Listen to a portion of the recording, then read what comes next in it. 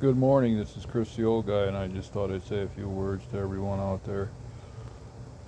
Looks like the baseball season's probably starting to heat up.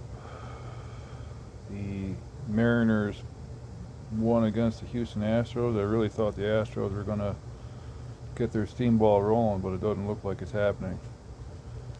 The other thing is, I want to send out my condolences for those that know about Bill Walton. Obviously, he passed away. Not a baseball player, but a basketball player who I finally remember from the '86 Boston Celtics run. I watched that with my uncle. That was my uncle's favorite player, Bill Walton. What else was I was going to say?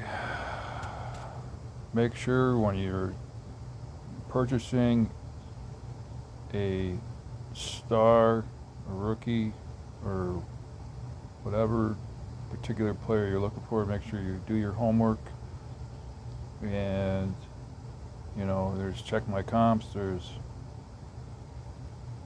can look at the eBay comps. You can look at anything out there that's within reason, and you make your best guess as to how much you want to pay. I mean, it's mind-boggling what is, say, an older retired player signature and on his rookie card versus, say, a player that's current or just retired, or say passed away in a tragic automobile accident, or say a helicopter or whatever, like Kobe. How much they're paying for signatures for certain players. It just is. I find it fascinating. And then if you look at, say, stuff like movie stars and actors and particular signatures for people that were in the movies, and you're getting stuff out of that, you're paying less money if you look and do your homework. It's all out there on the table if you do a little bit of research. Other thing I wanted to say is that set that I opened up, I'm going to go through it, find the damages, and then I'll probably purchase the damages. And then the next set I'm going to do is I'm going to buy a set from the 80s, go through that, and then go back to the 90s, and then into the 2000s, and just go back and forth.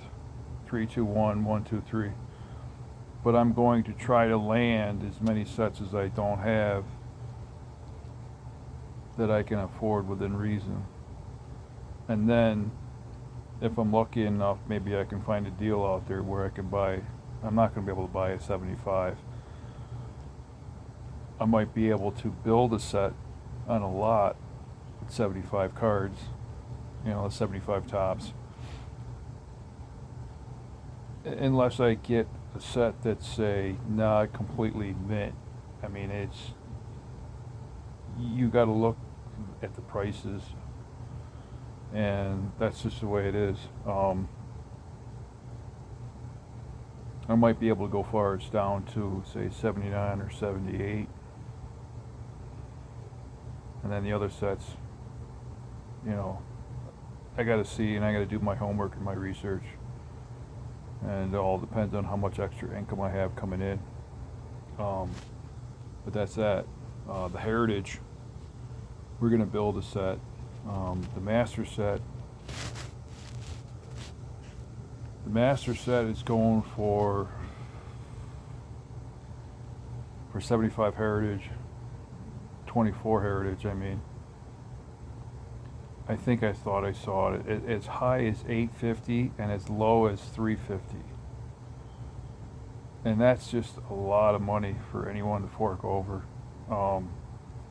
And if you are going to fork that kind of money, sports investment wise, you could buy a rookie with a signature and have that thing go up and sell it at a later time if you were, if you're trying to make a buck, or you're trying to make some sort of legacy for your kids.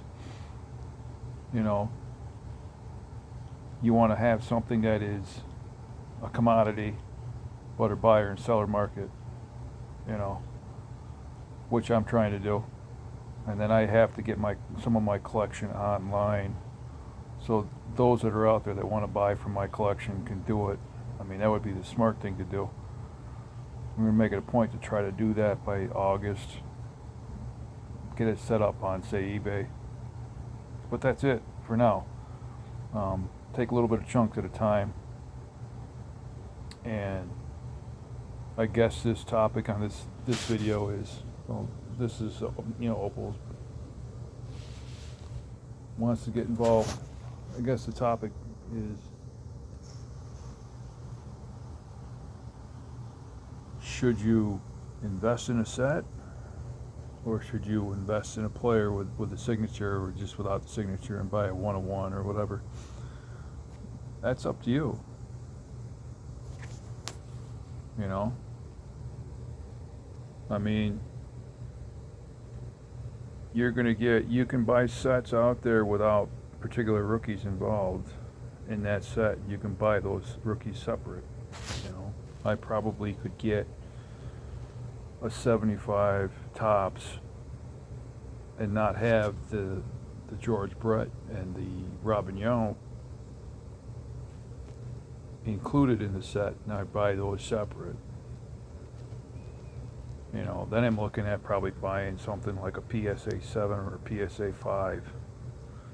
I got lucky on that PSA 7 of Trammell, because there was no Trammels that were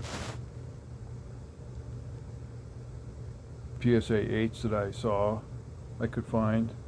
Must be that's a hot commodity card, and it's a hard card to get a good condition. That's a sharp card. I was looking at it closely, and it's a little bit off center, but the condition of it with the corners it's perfect. I can't ask for anything anymore, and that'll go right with my Alan Trammell signature archive card that I got from the 22s. I believe I got it in an archive pack of 22s. I'll have to pull the card out and show everyone. I don't think it's a 1-of-1, but it's just a signature card. But with that being said, you know, I am a set collector. I always have, always will be. A player collector second. You know, right down the line, probably Bo Jackson, to name a few. Mattingly. I have a few other players that I collected, but out of the years, particularly, I had a whole collage of particular stars from a certain year, like say 87 or 88, 89. Those are the years that I may buy a cello pack and reopen them and relive memories, because they're just perfect. And it's something that I miss, you know.